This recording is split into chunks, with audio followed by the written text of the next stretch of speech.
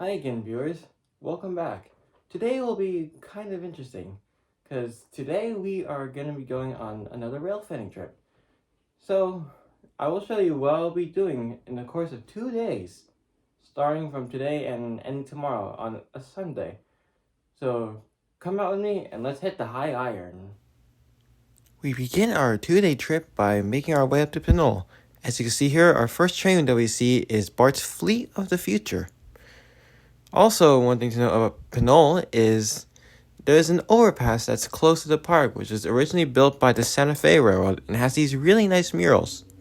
But enough of that, and let's get started on our railfanning trip. So our first train catch of the day was this train right here, which is a BNSF Bear Table train coming from Richmond. What it does is it drops off containers around Oakland from the Richmond yard, and it heads back for more.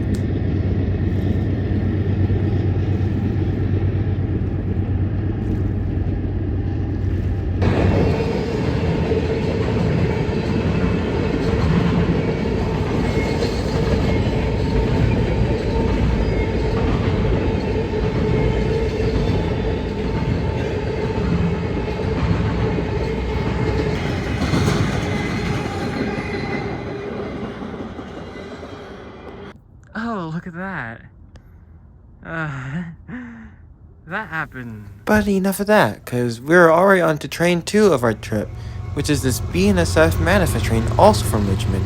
There is a Fermax SD70 Ace trailing, second of the lead locomotive, as well as a GEU boat. Towards the front of our consist, we have a bunch of autoracks from Union Pacific's train that got exchanged around Oakland. Union Pacific has autoracks which run to the south portion of the Bay Area on the Warm Springs Subdivision, which is filled completely with Teslas as Tesla has their plant down there.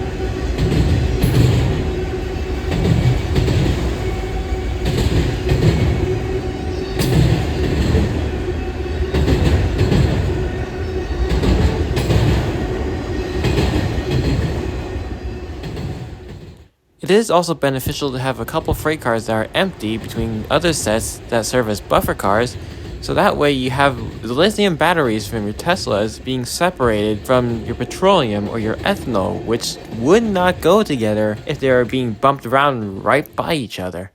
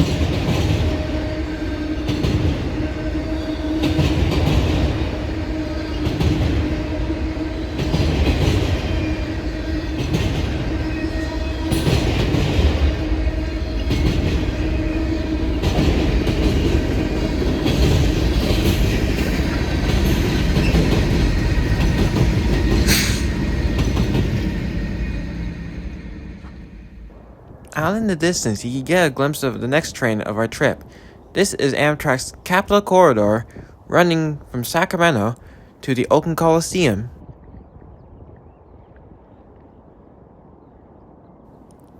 The crisp noise of an ST-44 horn echoes across the park.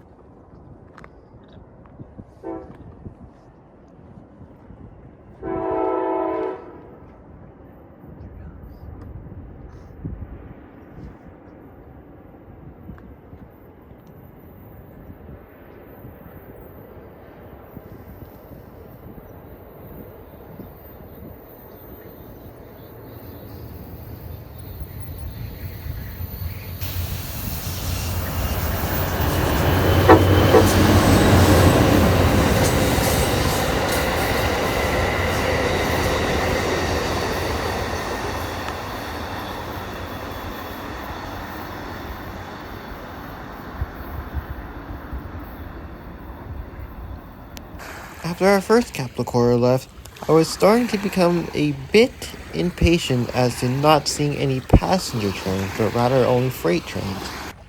This is great. We have not seen any passenger trains recently, even though there should be some coming like in the next 30 minutes. Oh no, my tripod's broken. It's about midday. Great. Ooh, I just experimented with tripod things. Is that kind of like a drone? What can I do with this? Okay, I really shouldn't drop this over the water. That would not be great, because yeah, I kind of like having a phone, if that makes sense. Anyways, a few minutes later, we got our next passenger train of the day. This is our northbound Capital Corridor running from San Jose Durden Station to Sacramento Valley Station.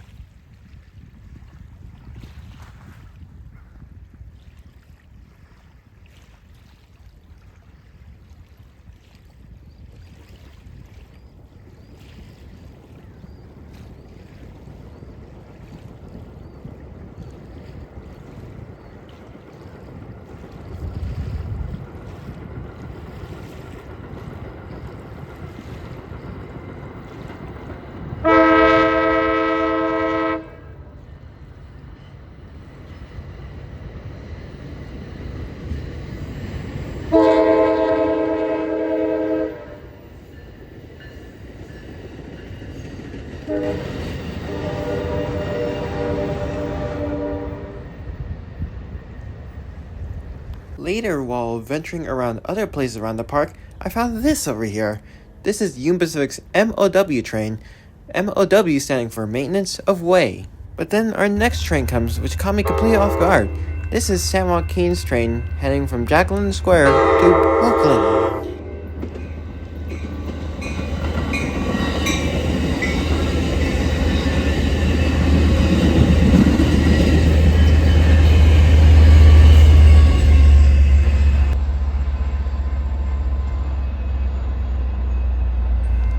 Amtrak's Capital Corridor 737 crosses a bridge at Pinole, going towards San Jose.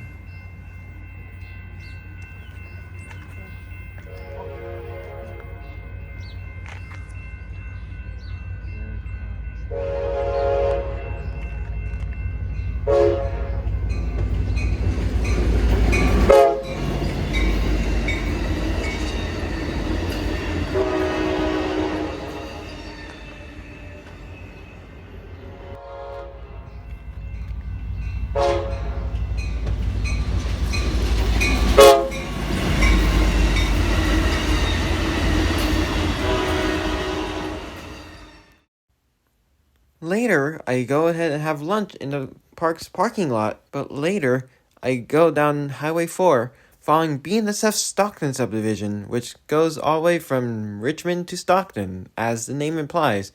And we do this so we can get to a model train place, which I really like.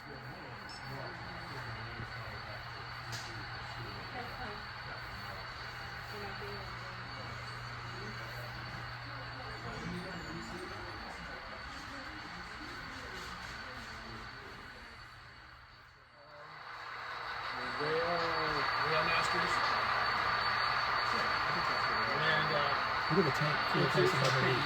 Mechanical roofing. We got the nozzles, everything on it. Yeah, and it was, We'll be grabbing those numbers on the roof, patches, everything. wedges in there. $4 for that. There's a tiny metal wheels too.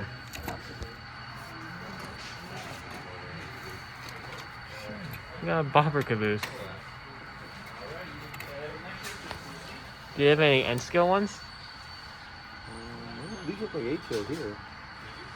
Yeah. Maybe. You could send a big caboose.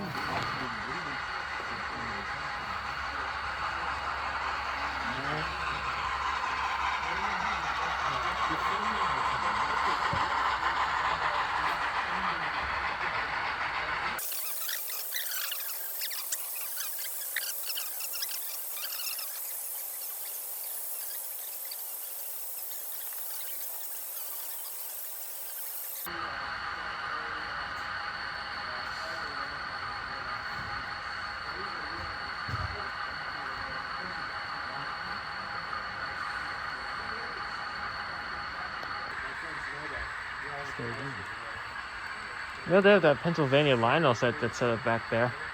Yeah, I saw that.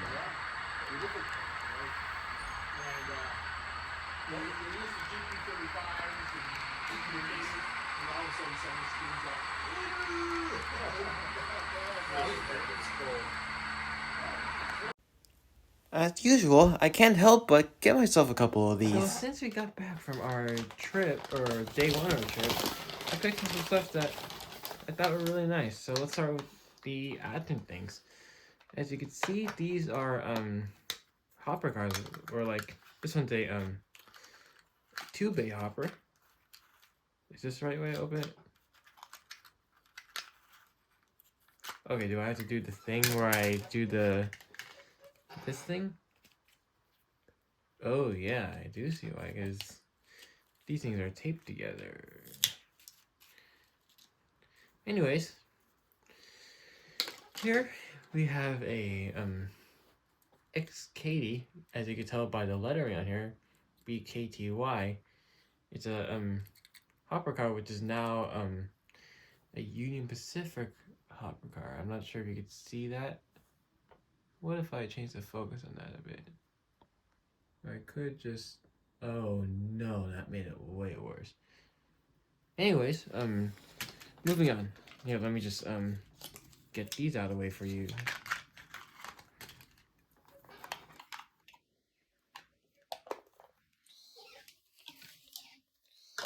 I also got this Atchison, Topeka, and Santa Fe hopper. This is a 3-bay hopper. As you can see, it's longer. It's more it has like separately applied walkways, of course, which is, I just realized these are see-through, which is very nice. Wheels feel pretty good. And these both have the typical Athearn McHenry couplers. Now I'm moving on to the 2 boxcars I got once I put this off to the side.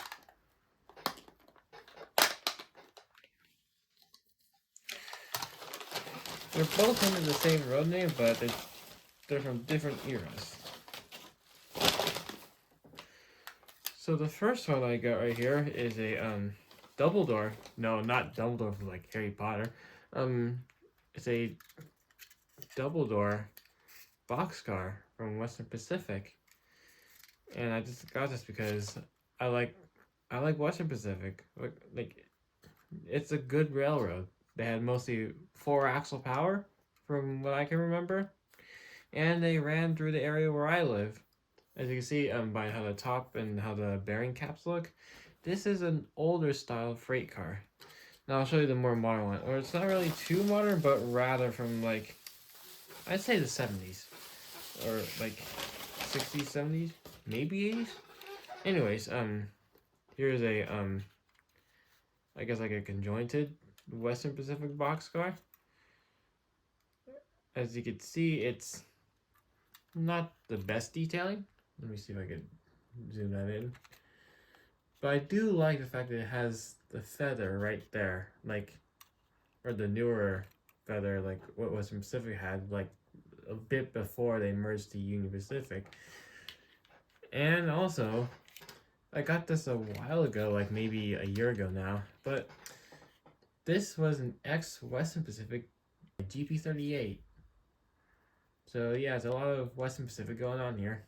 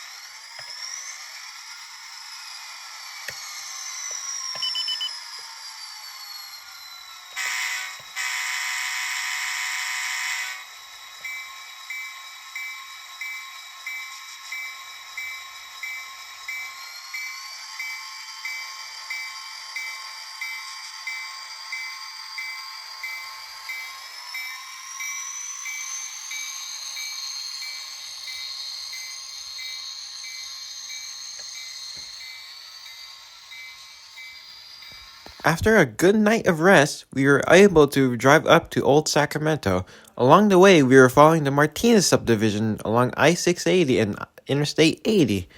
Here you can see a Southwest 737 crossing the Martinez Sub. Old Sacramento is situated right next to a giant railroad station known as Sacramento Valley Station, which serves Sacramento's light rail system as well as Amtrak. And just a bit west is a park which is in Old Sacramento, which is mostly railroad based because there's steam locomotives here, such as this AT and SF Northern. But enough of that, as we're already onto our first train. This is Amtrak's California Zephyr number 6, making its run from Emeryville to Chicago.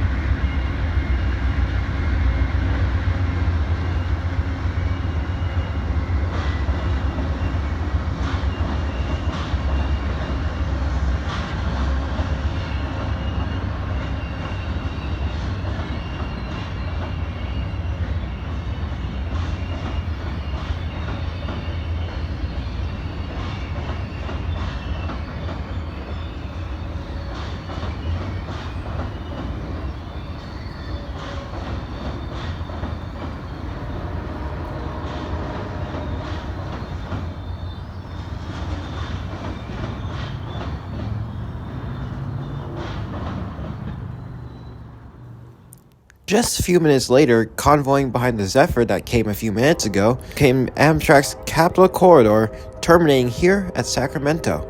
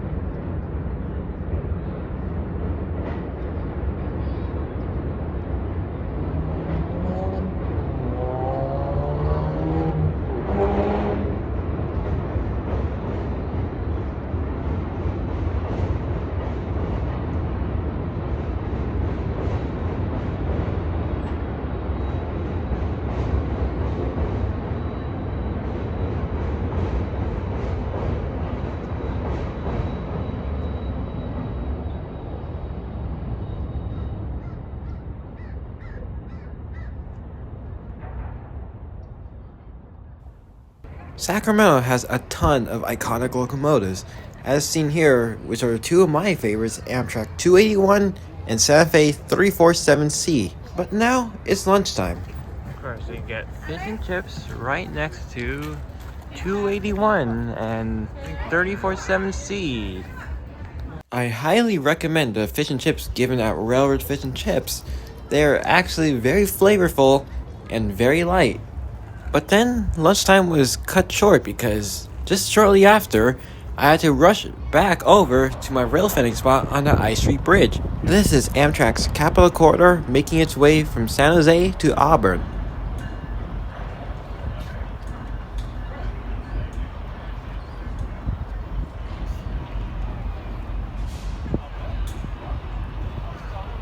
A little bit after the passenger train came the largest train I'd ever seen. This is Union Pacific's 170-car intermodal train running from Oakland to North Platte, Nebraska, otherwise known as IOANP. I standing for intermodal, OA meaning Oakland, which is the starting point, NP meaning North Platte, being in Nebraska, and its terminating location.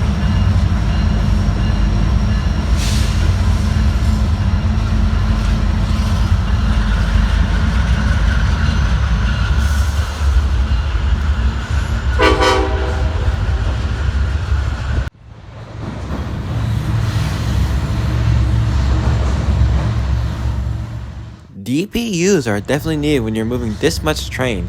This train has over 300 containers put onto it.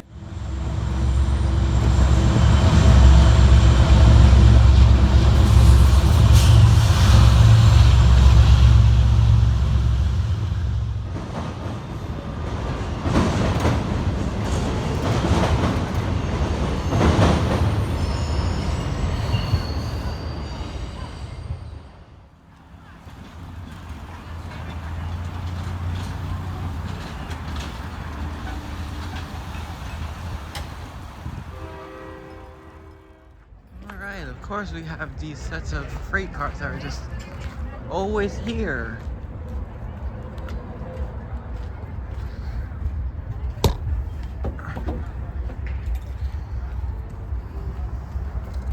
Yeah, I guess this is like walking through here, I guess. Yes, this is Southern Pacific. You can step on in it.